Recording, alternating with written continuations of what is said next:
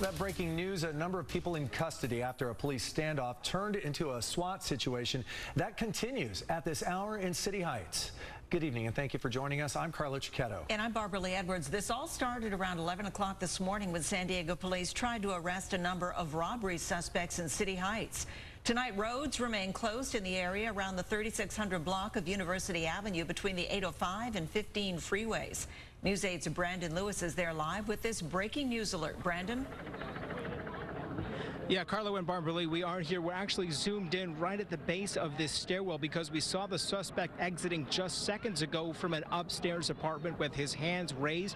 Now, it's not clear where he is, if he's on a staircase that connects between the yellow building and the purple building.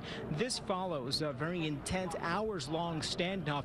Just in the last 30 minutes, we saw things getting very active here with police using a bullhorn to talk to one person going by the name of Jalen. They were telling him that his family and friends are here waiting to hear from him and worry that he knows they know that he can do better. You're looking at an above picture now. Deb Henke's above this. She has a better vantage point of us from where we are here, so hopefully you get a little more insight of where this suspect and individual is. They were telling Jalen that they want him to call negotiators, let them know that he is okay. They also deployed a percussion grenade, something as like a flashbang, to help get his attention. Now, police say earlier today that they were tracking some robbery suspects to this building. There were multiple individuals inside.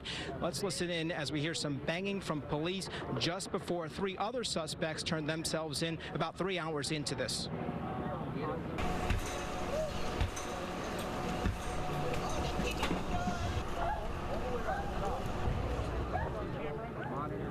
So that banging was preceded again by three people turning themselves in. We believe that it was police making entry into an adjoining apartment building here. There are 8 units located inside here. The suspects are believed to have been in at least one, if not 2 of those buildings here.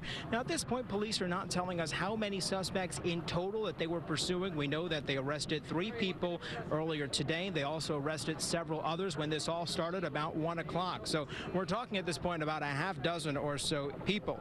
Now, at this point, they are hoping that everybody surrenders safely. And again, it's not clear whether they're going to face any additional charges outside of the robbery and also any charges related to this investigation here. And we'll go ahead and come back out here live. We're still waiting for that other suspect to make an appearance down that staircase, as we've seen at least 3 others do about an hour and a half ago, and then several others. And it looks like that this individual is going to get ready to come out. We're watching as police and a negotiator start to make their way down from that staircase, and we're waiting to see if this suspect makes an appearance. So we do know that they were calling him by the name of Jalen. They said his friends and family were located here on the scene. There is a negotiating and a tactical vehicle located on the east side of the scene. So we're standing at University and Cherokee.